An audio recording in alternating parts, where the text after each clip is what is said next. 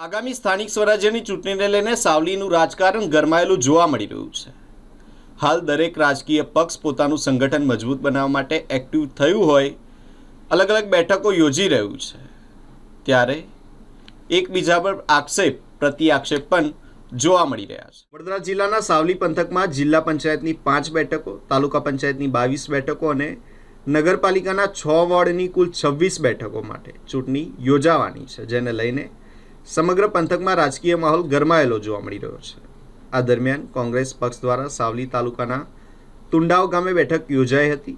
આ બેઠકમાં કોંગ્રેસ તાલુકા પ્રમુખ સાદિક અલી સૈયદ અને ગોઠડા જિલ્લા પંચાયતના પૂર્વ સભ્ય ડૉક્ટર પ્યારે સાહેબ રાઠોડ સહિતના આગેવાનો હાજર રહ્યા હતા।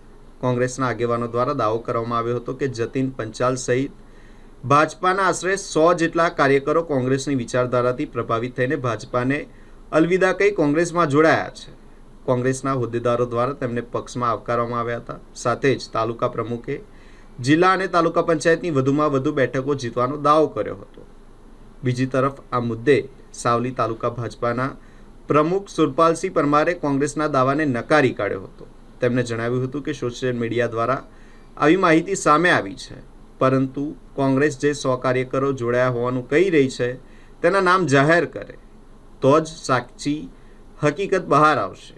તેમણે વધુમાં કહ્યું હતું કે કોંગ્રેસ પોતાના જ લોકો જોડાયા હોવાનું કહીને માત્ર પ્રસિદ્ધિ મેળવવાનો પ્રયાસ કરી રહી છે। આ રીતે સ્થાનિક સ્વરાજ્યની ચૂંટણીઓ નજીક આવતા જ સાવલી પંથકમાં રાજકીય હલચલ તેજ બની છે અને વિવિધ પક્ષો દ્વારા પોતાની રાજકીય વ્યૂહરચનાઓ તૈયાર કરવામાં આવી રહી છે। આજરોજ ગોઠડા જિલ્લા પંચાયતમાં મંજુસરના કાર્યકરો અને આગેવાનો અને ગોઠડા જિલ્લા પંચાયતના ભાજપના જે કાર્યકરો હતા એ કોંગ્રેસની પ્રેરિત થઈ અને દેશની સેવા માટે કોંગ્રેસમાં કેતનભાઈ પંચાલ અને 100થી વધુ કાર્યકર આજ રોજ જોડાયા છે। 100થી વધુ કાર્યકરો કોંગ્રેસમાં જોડાવાથી આપ શું ઈચ્છી રહ્યા છો?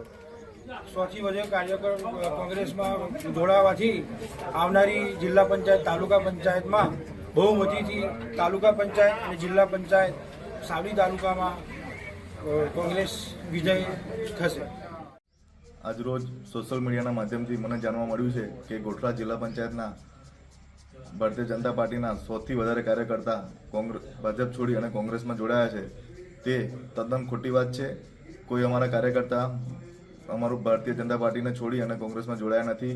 જે ભાઈ ભાજપ છોડી અને કોંગ્રેસમાં જોડાયા છે તે ભારતીય જનતા પાર્ટીના એક સક્રિય સભ્ય પણ નથી અને ખોટી રીતે પોતાને કોંગ્રેસને સંતોષ આપવા માટે કોંગ્રેસમાંથી કોંગ્રેસમાં જોડાઈ અને વાહવાહી લેવા માટેનું કામ ચાલી રહ્યું છે। 100 કાર્યકર્તા જો ભાજપ છોડી અને કોંગ્રેસમાં જોડાયા હોય તો કાર્યકર્તાનું લિસ્ટ 100 નામ જાહેર કરે તેવી મારી માંગ છે।